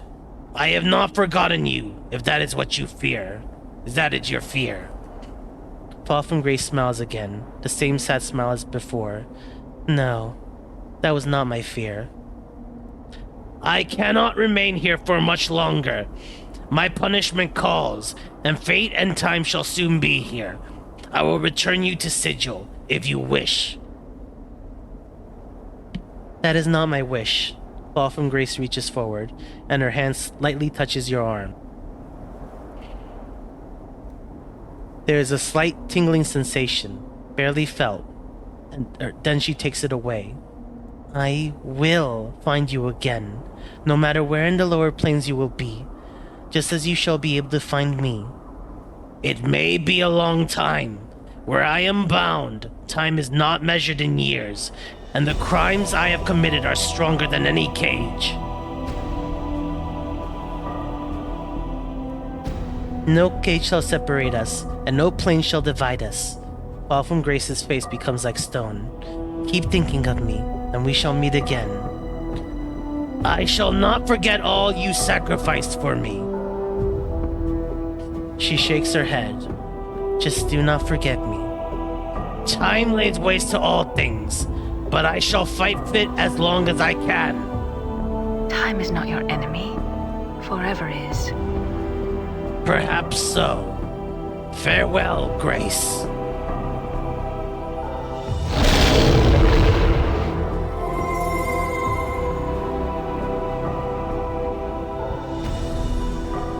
The slightest touch of your power seems to set a spark through Valor's armored shell. It rises into the air and refits itself into the semblance of a man.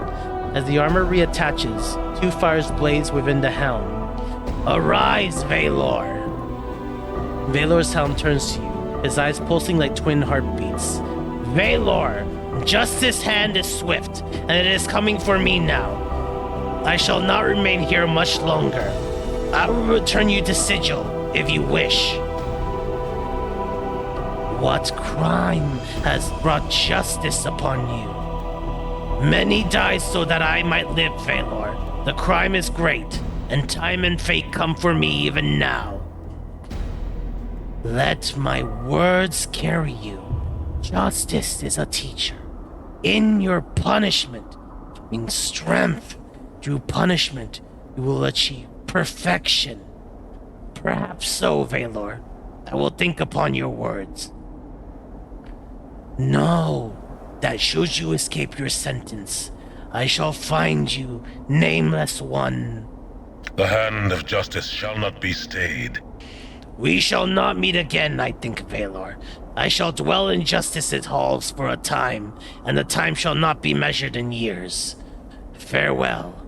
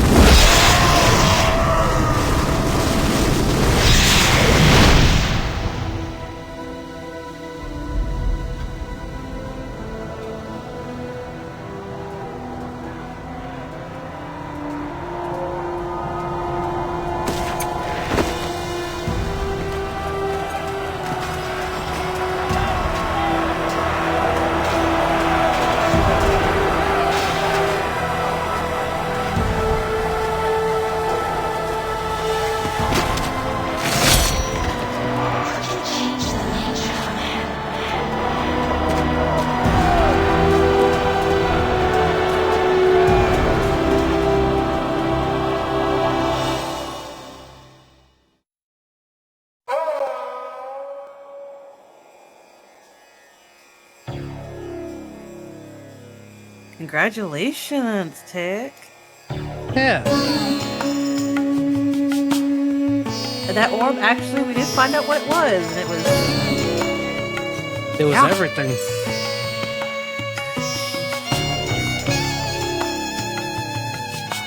Funky little tune. Yeah, that was a great game. It was phenomenal. Lots of twists and turns, and lots of fantastic characters. The long and short of it, if we're trying to be funny about it, a literal dickhead decides he wants to be immortal, goes around, gets a whole bunch of people killed in order to draw it out, ends up getting a split personality disorder, comes back together, and tries not to be a dick anymore. It's like,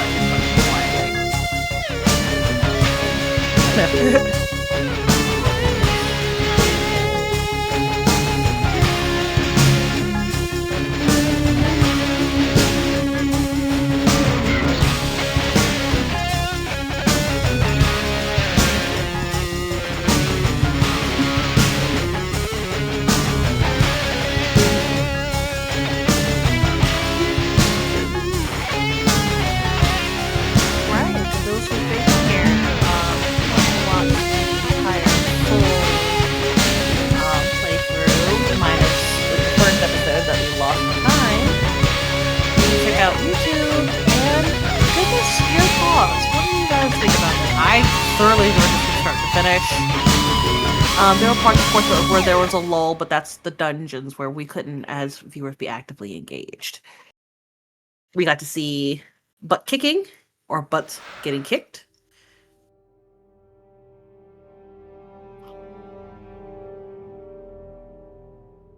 Yeah. But yeah, I'm really glad I finally got the chance to play through this game. It's the one that I always wanted to for a long time, but I could never get myself to really sit down and get through it on my own. So it was nice to be able to have somebody there to be next to me as I played through it, and I Yeah, I'm really glad I got to it. That I finally got to it and did it. To many more to come, Meltic. What is your next gaming victim? Who is next on the docket for Monday?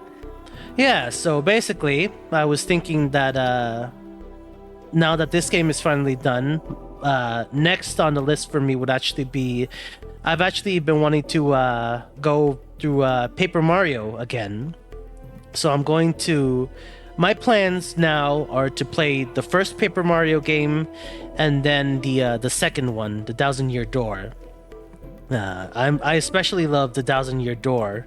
Of the Paper Mario games I've played, Thousand Year Door is easily my favorite, and yeah, I'm really looking forward to that. But I'm going to go through the first Paper Mario game first.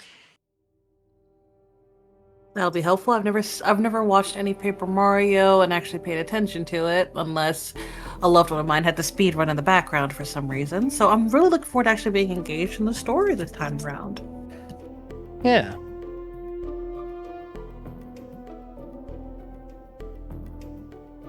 I do love the flashing artwork right now throughout everything, and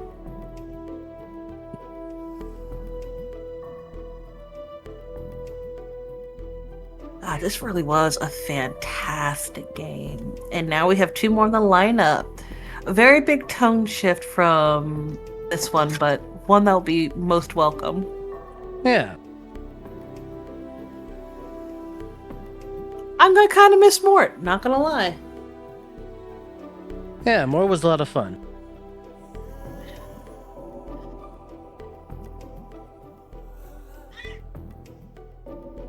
Ah.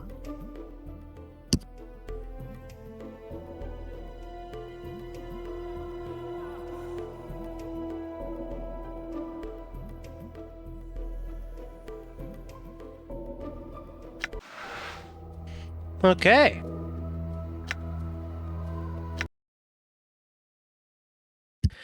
Well, that'll be it for tonight.